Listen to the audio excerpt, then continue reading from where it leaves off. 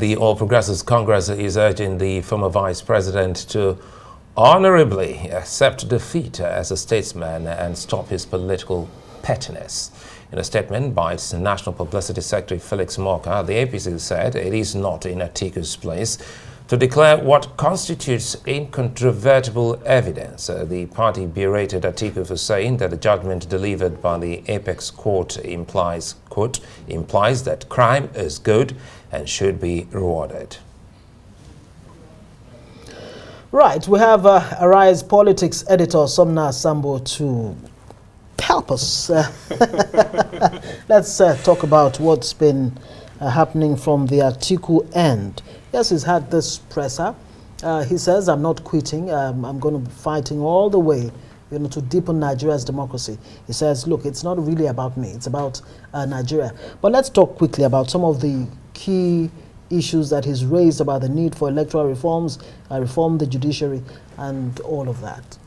Yeah, I mean, we must thank all our political actors for maintaining some sanity in the midst of all that happened during the electoral season. We all have our shortcomings and our problems as a nation, but I can tell you that Nigerians should actually continue to thank God and thank their stars that we still have a country, because in other countries where you go through this sort of political battle with these three titans standing out, I mean, sometimes it actually ends up very terribly. So irrespective of what all the political actors have said, the fact that we still have a country after we've gone through all this process with no people, I mean, on the streets, and then with no chaos everywhere, is something we need to build upon and then work towards the next elections, and also for everybody to ensure that political actors in the future actually giving heads up by the voters themselves.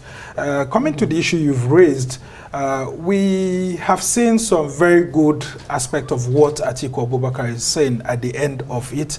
I don't want to talk about the big bats between him and the political actors. We've gone beyond that. Look, what next for Nigeria? That's it. This country is bigger than all these political actors, including the incumbent president, because he has only 4 years or 8 years maximum. So what happens when he's gone? So the good thing here is that the opposition leader is sort of providing alternatives, and these are issues that have always been on the table. Let's start from the issues of rotational presidency by the Alex Ekweme report that was brought in place in 1995 during the Constitutional Conference of Abacha's government. That recommendation was that there should be a 6-year single term that's rotated among the 6 geopolitical zones, so that after the 6 geopolitical zones that had been proposed in that same conference have done their terms of 6 years each, that would have had a sort of nation whereby everybody has bonded together, just like the idea of having a federal capital territory where all Nigerians come into and lose their ethnicity, lose their religion, and see themselves more as Nigerians. Hopefully that after the presidency has gone round, maybe we would have found ourselves as a nation and not the sort of things that late Chief Obafemi Awolowo has said, that Nigeria Nigeria is a mere geographical expression. It's not a nation that is bonded by values and ethics and all of that. So you go back to the other issues, talking about electronic voting, collation.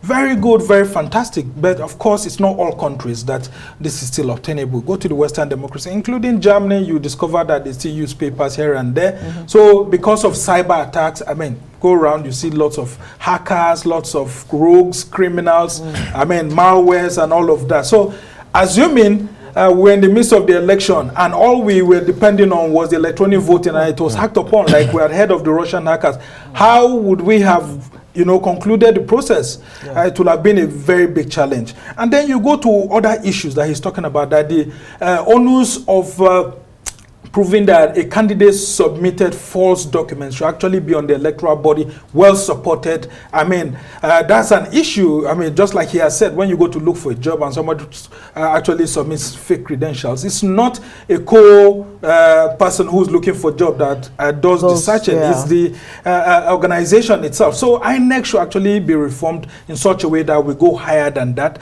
And then you look at the one that he also mentioned, 50+1. That's for you to actually win elections, you should have 51% of the votes rather than the first past the post system that way. Actually, that's seems to be like the best thing that could happen to us. If you go to Liberia now, you see that's what's actually happening, because this is the lowest that Nigerians have ever elected any president in the last 30 years or so. 8 million. Yes, about 8 million. So these proposals are a very good novelty, and I think irrespective of what Atiku said previously and what the presidency is tackling him, including the APC, I think the discourse now, including the ruling party, and I'm surprised that the ruling party and the presidential statement didn't dwell so much on this proposal. The debate should be on this proposal. You know, that's why I'm excited that you landed on that. The debate must be on this proposal, and you've also taken us back in time.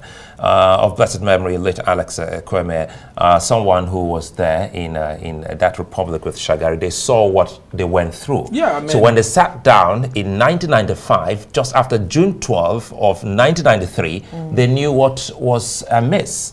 And 1999 came, and we saw Atiku and Obasanjo.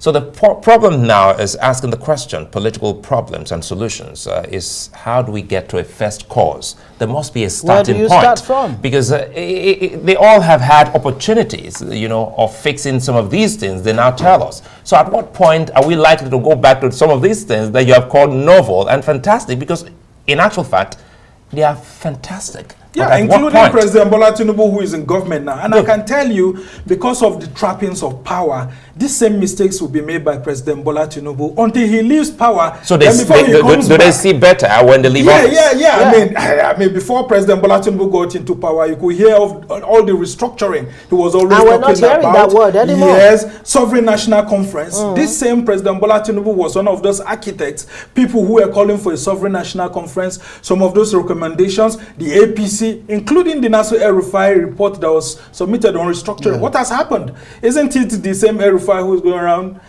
talking? Isn't it the same Rotimi Amechi who's going around talking? So when they are in power, the trappings of power, the allure of power, drives them away from the reforms that they are supposed to engage in. So that's why I'm asking the executive and those who are in government, take a look at some of these recommendations. For example, some of the things that Atiku had also said, when it comes to the issue of swearing in a winner before, settling all the legal disputes before inauguration.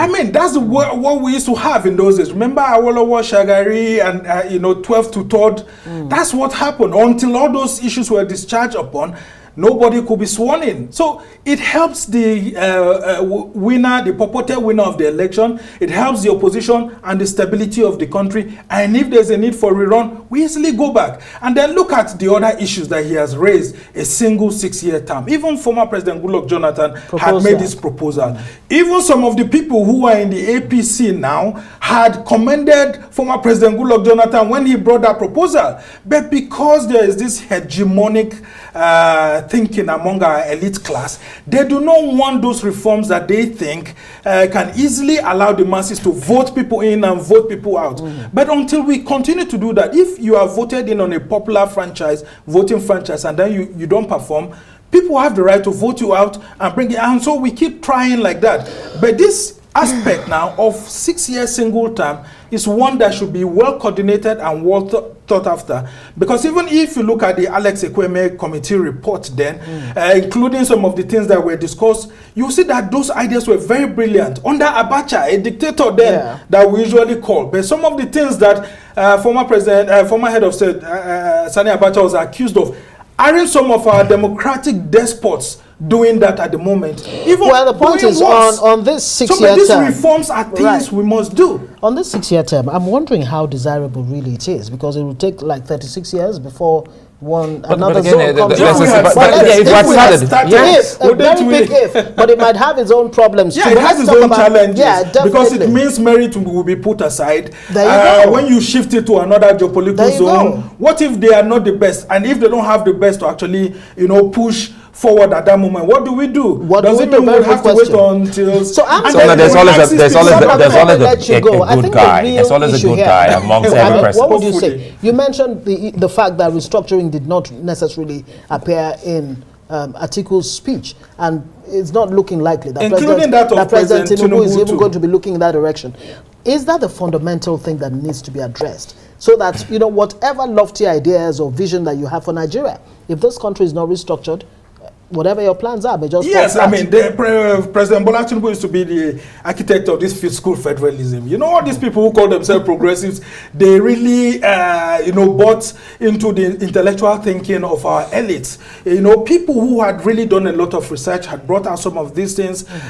We had also supported them because we felt that when these APC and these leaders were in opposition, they had very bright ideas. You're talking of restructuring, for example, going back to the 1963 Constitution, whereby when you get whatever you have done as a region or unit, all you just have to do is to send 50% to the center and keep 50% to yourself. Simple. And you use it to develop your region, and then there will be regional competition. It was when there was regional competition that we had the Ahmadu Bello Stadium being you know, constructed, yes. You know, the Cocoa House being built, first television station, Michael Okpara, you know, going for, I mean, you need to see the Eastern region, how it was competing with some of the Asian countries that we have now in terms of economy and all of that. So if we need to go back to that 1963 Constitution, there are certain things that will happen. But also, let's understand that we've gone in terms of population beyond how practicable some of those things were in 1963. Maybe so, because of the population now is why but we can fashion them in such a way that they fit what we have at the moment.